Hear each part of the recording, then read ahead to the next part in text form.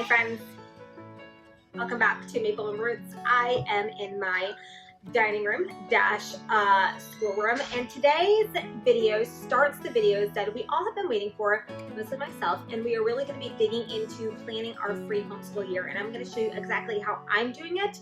You might be doing it differently. This is just how I'm doing it and showing you that it definitely is possible to homeschool your children for free with the resources that you have or that are easily attainable. Without further ado, let's get to today's video. Okay, so as you guys can see, I am standing in front of our school wardrobe thing, and you can see it is a disaster. And that's not even, you haven't even seen the books, and that's not even showing the floor or area around it. So the first thing that I really need to do to really get into planning, and especially in our language arts, as I'm going to be going through all of our literature, is to clean this mess up. So we're going to do that really quick, and then we will get back to planning out language arts. So before we get going, I really wanted to show you what I am working with. This is basically our school area. Our house is very small. I don't have a designated room, so I kind of use a portion of my dining room, which is also very small. So let me just show you guys really fast what I'm working with book-wise, and when I am being very real when I say we have hundreds of books. This is just one bookshelf in our house. There are 1, 2, 3, 4 more, I believe. So yeah, but this is mostly where our school books are kept. Some are upstairs are not school books, but like our books. Some are kept upstairs. Some are in the living room. Some are right next to in the kitchen where my husband's office is now. You know, just a lot of them. But anyway, this is where I'm mostly going to be working with this year and what we're going to be looking for today as we're building our language arts. So today I'm going to be building language arts curriculum for my middle schooler who is entering 6th grade, my upper elementary school child who is entering 4th grade, my newly 1st grader, and maybe even my pre-K or play school kid if he so chooses to. So let me just show you what we're working with here. So you can see, first of all, we have all of this. There are my books up here. This is like, yeah. This is our caddy that we use. I'm going to organize all this today. I'm going to put it on time lapse so you guys can see. And then we're going to just enter in here. These are the books that we're working with. There are just so many, and you're not even seeing the floor. So it's definitely going to take a little bit of time. I'm not really going to be worrying about organizing this area today. I kind of, believe it or not, know where everything is in there. It's a weird shelving place, so I can't put anything in the middle here. So everything just kind of gets stacked, and it's okay, it works for us.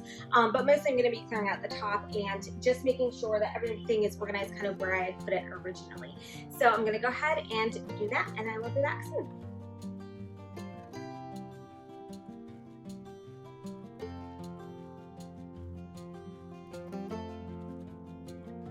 Does anyone else ever start a project only to have to stop freeing your sink?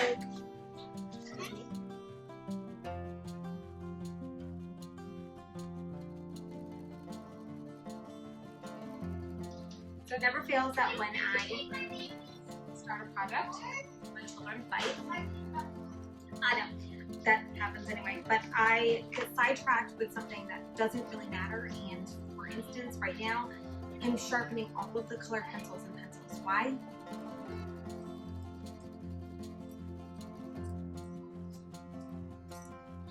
Okay, so I have gone through the caddy and placed everything back in there that needs to go in there. I've got our bucket, this basket, not bucket, basket. This basket holds mostly crayons. It actually has some acrylic paint in it too, because I don't have another place for them, so it works.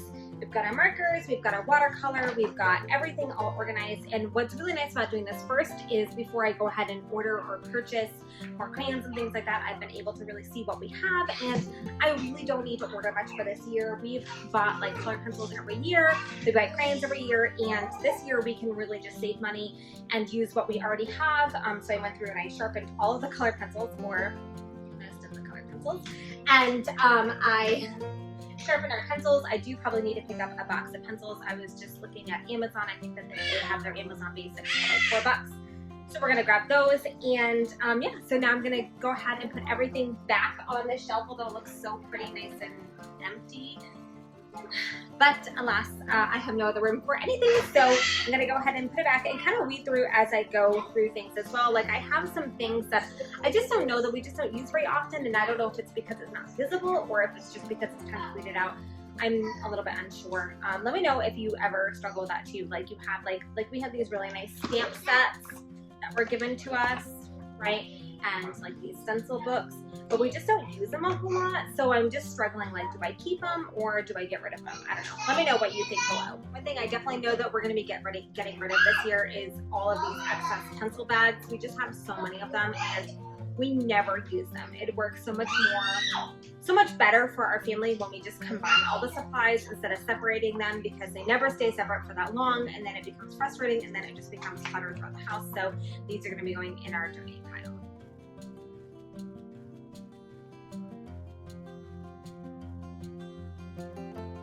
Okay, so what I'm putting back on the shelf is these things. First of all, this is like one of these really cute, nice wood box thingies, and it does have watercolor and oil pastels in it, so I like to keep it, especially since arguments usually break out about watercolor in the house, so it's good to have extra watercolor paints for sure. And then additionally, I've got this tray. This is like one of the old Melissa and Dove trays that like musical instruments came in, and I put in, we've got more watercolor paint, actually a lot of watercolor paint, oil pastels, and that stamp set that I just showed you about.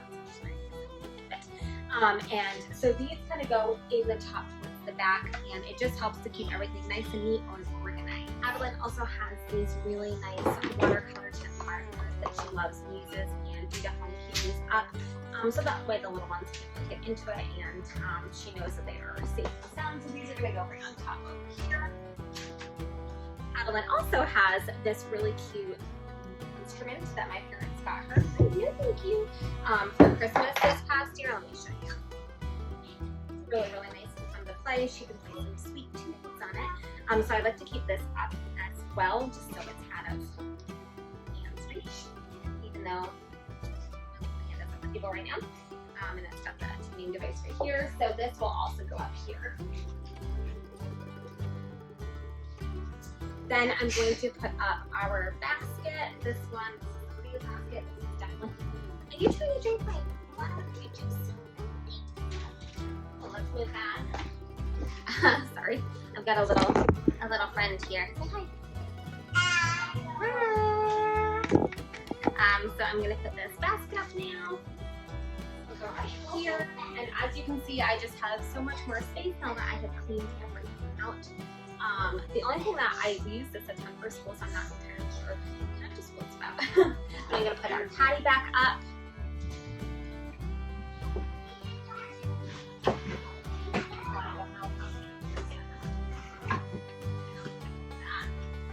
Nice and neat. And then I have these little mason jars. These are just the paint ones.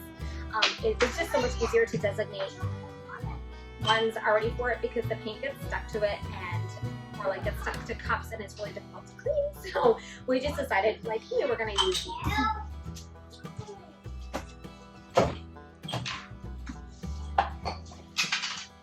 are you knocking things on the floor? And a pencil sharpener. Okay, and then just last but not least, oh, you know what? Just kidding, I forgot. We have this really nice puzzle of the United States. Let me just put this back in.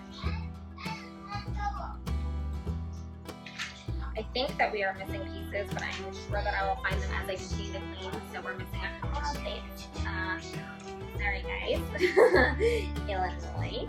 And anyways, we're gonna go ahead and put this up. And this is really fun for, especially this year as we're studying American geography, American history, and all of those things. So it's nice to have. I'm gonna slide this under these right here.